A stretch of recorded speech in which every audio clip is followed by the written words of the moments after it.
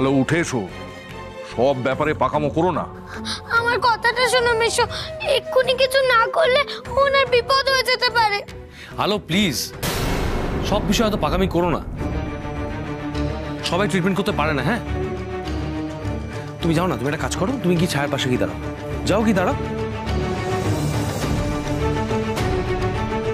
ওঠ ওঠ ওখান থেকে, নয়তো কিন্তু আমি খুব বকবো।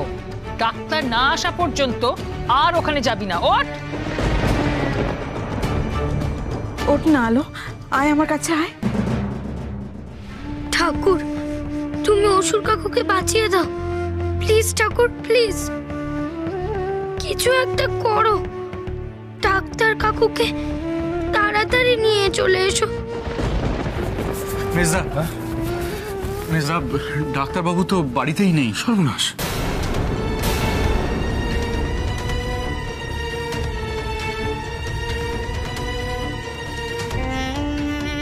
কি হবে তাহলে? উপায় নেই মেজদা, আজ ডাক্তারবাবু কখন ফিরবেন তার কোনো ঠিক নেই। নার্সিংহোমেই নিয়ে যেতে হবে। সুদিন, সুদিন তুই একটা কাজ কর, তুই বরং অ্যাম্বুলেন্সে ফোন কর। হ্যাঁ দাদা আমি করছি, তো উপায় নেই এখন আর।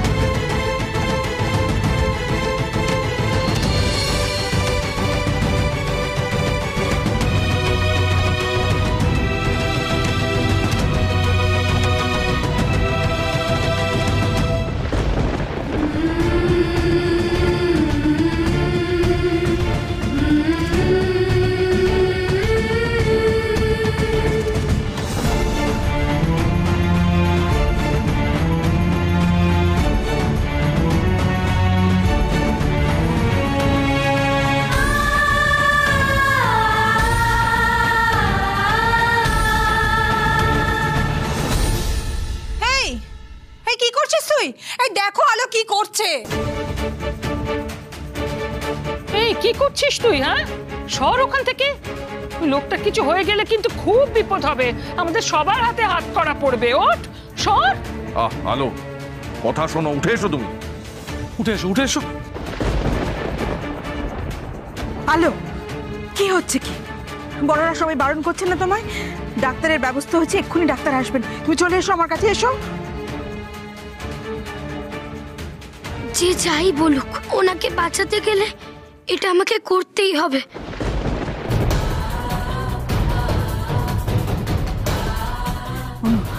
অনু একবার বল না, বল না, ওকে উঠে আসতে বল না, নালে তো নার্সিংহোমে নিয়ে যাওয়া যাচ্ছে না।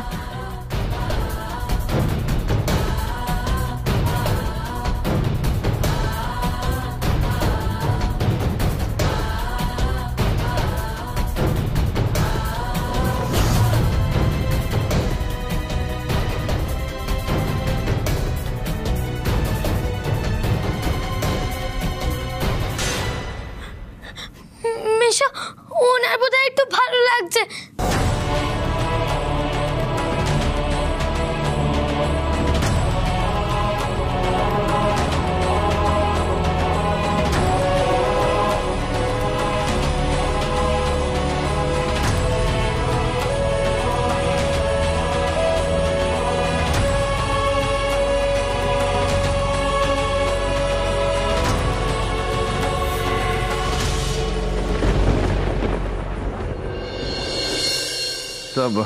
তো কেমন লাগছে?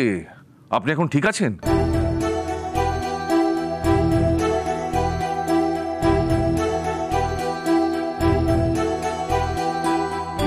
অলোকেন্দু বাবু, হ্যাঁ বলুন বলুন। আমার বাড়িতে কাউকে পাঠিয়েছিলেন? হ্যাঁ পাঠিয়েছিলাম। কি হয়েছে? দেখুন না, আপনি একটু অসুস্থ হয়ে পড়েছেন, একটু দেখুন তো কি হয়েছে। আচ্ছা আচ্ছা, আমি এক্ষুনি দেখছি।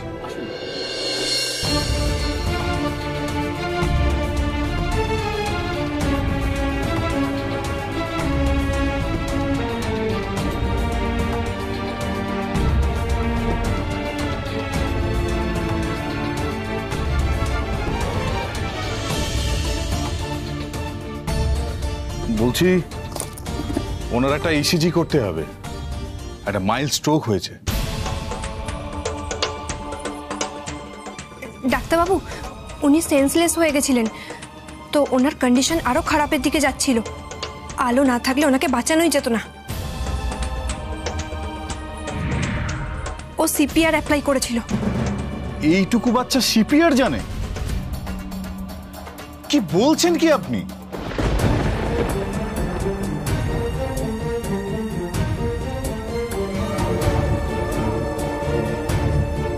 হ্যাঁ ডাক্তারবাবু, মানে আমি ঠিক টার্মটা জানি না, কিন্তু মানে আলো দুহাত দিয়ে ওনার বুকের ওপরে কন্টিনিউয়াসলি চাপলো, তারপরেই ওনার জ্ঞান ফিরে এলো।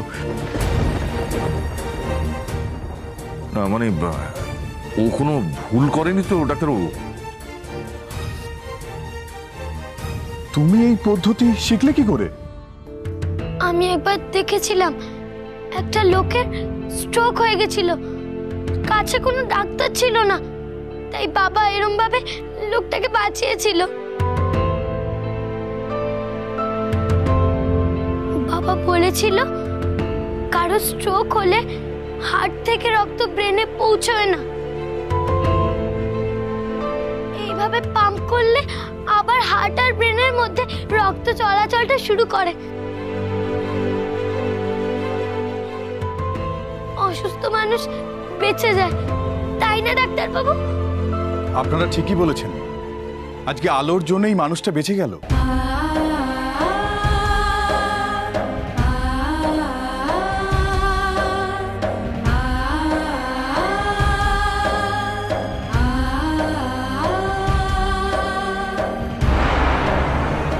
অলোকেন্দু বাবু, আমি আছি, আসুন।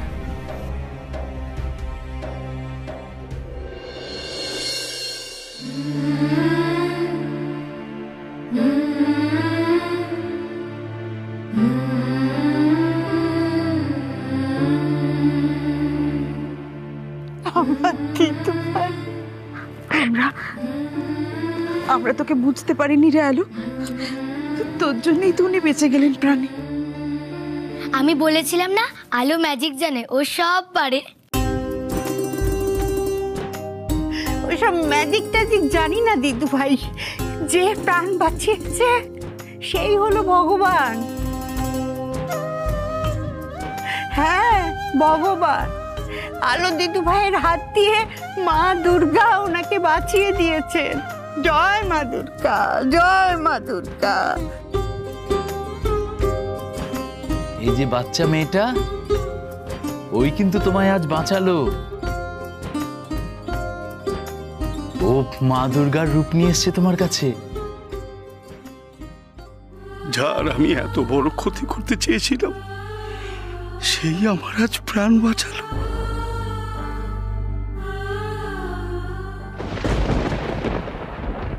আমার ক্ষমা করে দাও মা। আপনি কি করছেন? এরকম করবেন না, আপনি তো আমার গুরুজন। আমি তোমার গুরুজন নই, তোমার গুরুজন হওয়ার মতো আমি কোনো ভালো কাজ করতে পারিনি মা। মা আমাকে ক্ষমা করে দাও, আমি জানি মা এ আমার পাপের ফল। আমায় ক্ষমা করে দাও মা, ক্ষমা করে দাও। না এসব আপনি কি বলছেন? আপনার তো সম্ভবত স্ট্রোক হয়েছিল, পাপের ফটল কিছু নয়। না না স্যার, আমি পাপ করেছি স্যার, আমি পাপী। স্বয়ং মাও ক্ষমা করবে না বোধ হয়, আমি যা পাপ করেছি ক্ষমা করবে না। ওনাকে কেউ ভেতরে নিয়ে গিয়ে বসো। হ্যাঁ দাদা, আপনারা ধরে নিয়ে যান, এই সরিয়ে দিন। হ্যাঁ মেজ খোকা, অনেক বড় ফাড়া থেকে আমরা বেঁচে গেলাম রে। আলো দিদু ভাইয়ের রূপে মা দুর্গা এসে ওনাকে বাঁচিয়ে দিলেন। হ্যাঁ বাবা। ম্যানেজার বাবু, ম্যানেজার বাবু। এ কি অতুল, তুমি এই তুমি নাকি মধ্যমগ্রাম চলে গেলে কি একটা কাজে আসতে পারবে না, তাই তো তোমার পাঠানো বদ্যি লোককে দিয়ে আমি অসুরের পাঠটা করালাম। তুমি যদি আসতেই পারবে তাহলে আমাকে সেই লোক পাঠালে কেন? আর সেই লোক নিয়ে আমার কত সমস্যা, সে তো প্রায় মরেই যাচ্ছিল। এই মেয়েটির জন্য বেঁচে গিয়েছে। ম্যানেজার বাবু, আপনি এসব কি বলছেন? আমি কাউকে পাঠাইনি, ওই লোকটা মিথ্যে কথা বলছে।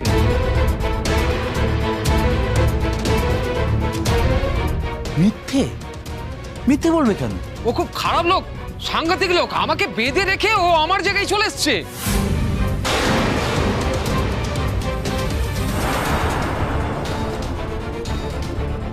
আচ্ছা ম্যানেজার বাবু, এসবের মানেটা কি?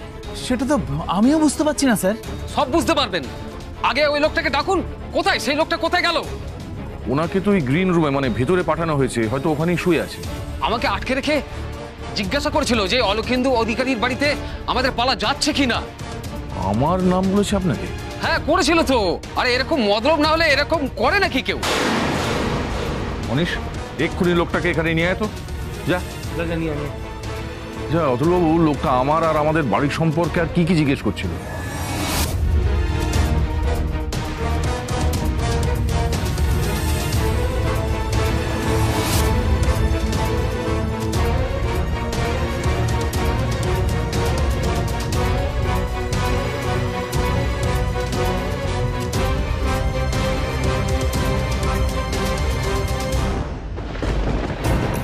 তোমাদের দুজনকে তুলে নিয়ে যাই।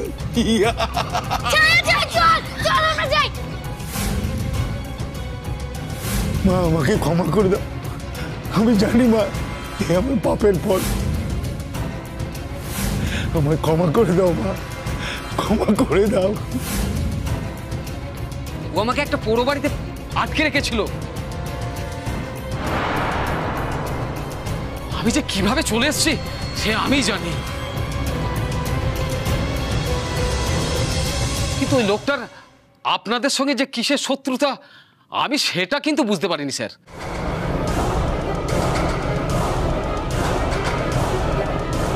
মনীষের এতক্ষণ কেন লাগছে লোকটাকে নিয়ে আসতে?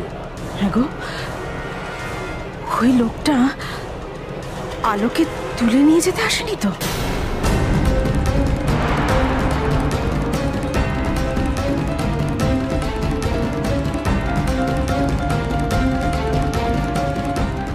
হতেই পারে বৌমনি।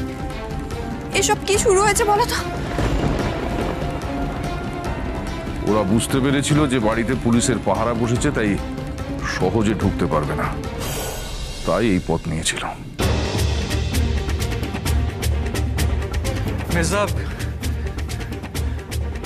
মেজা, ওই লোকটিকে তো কোথাও খুঁজে পাচ্ছি না গ্রিন রুমে।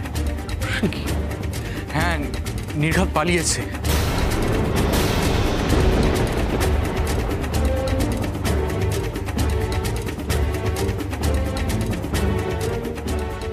লোকগুলো তো মরিয়া হয়ে গেছে আলোকে কিডন্যাপ করার জন্য।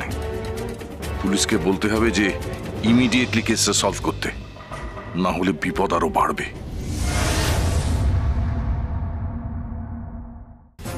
কি পালিয়ে এসেছো? এত কাঠ খড় পুড়িয়ে তোমাদের ও বাড়িতে ঢোকার ব্যবস্থা করলাম, আর আলো চ্যাটার্জিকে না নিয়ে তোমরা পালিয়ে এসছো? কি করবো স্যার, স্টেজের মধ্যেই তো আজ মরে যাচ্ছিলাম, স্ট্রোক হয়ে গিয়েছিল। চুপ! অ্যাক্টিং অ্যাক্টিং করছো আমার সাথে? হ্যাঁ, অ্যাক্টিং না স্যার, সত্যিই মরে যাচ্ছিলাম। ওই আলো চ্যাটার্জি মেয়েটি তো আমাকে বাঁচিয়েছিল। ও ও ভগবান স্যার। Shut up! আপনি যতই রাগ করেন স্যার, সত্যি বলছি স্যার, ও ভগবান স্যার। আমি ওর কোনো ক্ষতি করতে পারবো না, আমি ওকে কিডন্যাপ করতে। আপনি আপনি ওর কথা ভুলে যান স্যার, ও সাক্ষাৎ মা দুর্গা। আপনি আপনি ওর ক্ষতি করতে গেলে মা দুর্গা স্যার আপনাকে কিন্তু স্যার শাস্তি দিয়ে দেবে, সত্যি বলছি sir. Shut up! I say shut up!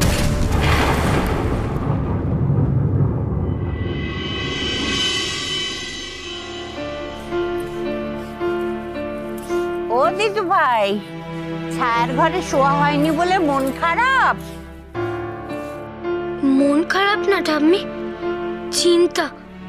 ছায়ার কত কত হোমওয়ার্ক বাকি, কখন যে শেষ করব। স্কুল খুললেই ছায়া বিপদে পড়বে। আসলে কি জানো দিদু ভাই, মেজ খোকা তোমার বিপদের কথা চিন্তা করেই মত দেয়নি। দেখছো না বাড়িতে কত রকমের লোকজন আসা যাওয়া করছে, তার ভিতর থেকে কে তোমার কি ক্ষতি করে দেবে কে জানে, তাই তো মত দেয়নি, বুঝেছ? তুমি তো বুঝবেই, তুমি তো আমার লক্ষ্মী সোনা দিদু ভাই। আর ছায়াকে বুঝিয়ে বাজিয়ে ওর মা নিশ্চয়ই ঘুম পাড়িয়ে দেবে, তুমি চিন্তা করো না। যাও তুমিও শুয়ে পড়ো।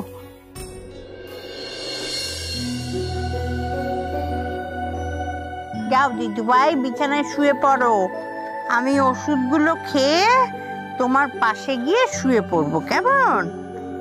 কিচ্ছু চিন্তা করো না। ছায়া দিদু ভাই এতক্ষণে হয়তো ঘুমিয়েই পড়েছে।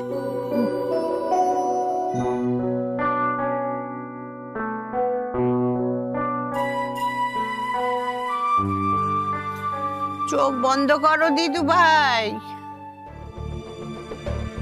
কিন্তু আমার যে ঘুম আসবে না ঠাম্মি, বাড়ি ভর্তি লোক, লুকিয়ে যে ছায়ার ঘরে যাব তারও উপায় নেই। কি যে করি, কি করি? ওই যে কথায় বলে না, পাপ ছাড়ে না বাপকে। ক্ষতি করতে এসেছিল তোমার, আর ক্ষতিটা হয়ে গেল নিজেরই।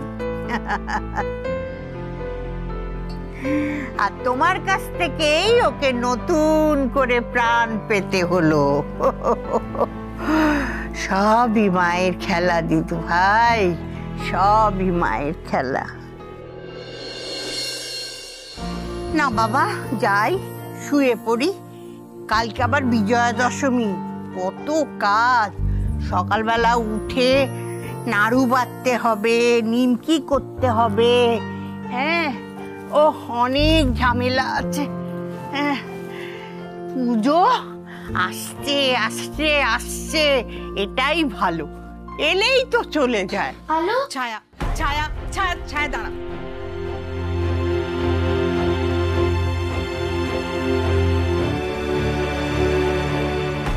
এটা তো ছায়ার গলা। হ্যালো ছায়া ছায়া ছায়া ছায়া দাঁড়াও দাঁড়াও, তোমাকে বারণ করছি, আমি তখন থেকে তোমাকে বারণ করছি, রাত হয়ে গেছে, কেন তুমি জেদ করছো বলো? আমাকে ছাড়ো না।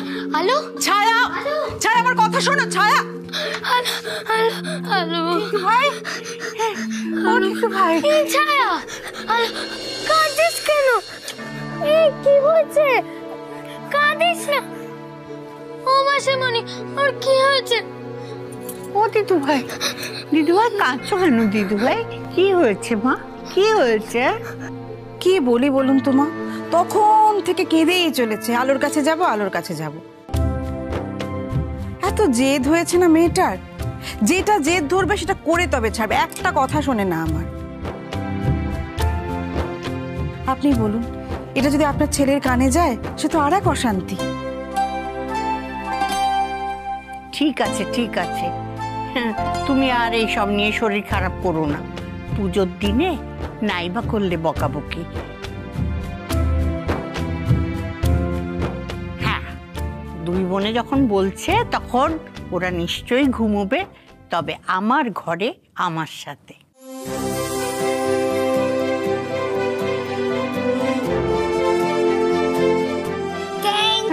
Thank you tummy.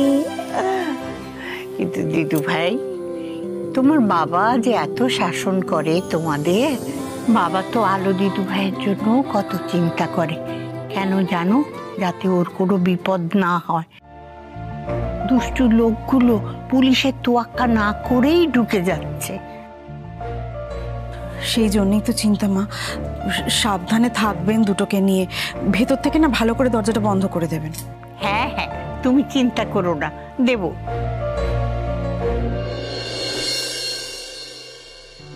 বল কেমন আইডিয়া? এবার তো আমি তোর কাছে চলে এসেছি, ঠিক তুই আমার হোমওয়ার্কের ব্যবস্থা করে দিবি। তুই কিছু চিন্তা করিস না, তোর হোমওয়ার্ক করার একটা না একটা ব্যবস্থা আমি করব। এই যে দিদু ভাইরা আর রাত নয়, অনেক রাত হয়ে গেছে, এবার শুয়ে পড়বে। চলো চলো চলো চলো চলো। তবে শোনো, তোমরা দুজন কিন্তু দুদিকে শোবে, মাঝখানে আমি শোবো। মোটেই না, তুমি খুব দুষ্টু ঠাম্মি। দুষ্টু কেন? কি করলেন ঠাম্মি? আমরা দুই বোন তো পাশাপাশি শোবো, তুমি মাঝখানে শুলে চলবে, তাই না আলো? আলো, এটা কিন্তু তোর দায়িত্ব। ছায়াকে চোখে চোখে রাখবি। ও শত জেদ করলে ওকে কিন্তু ঘরের বাইরে বেরোতে দিবি না, কেমন? আচ্ছা।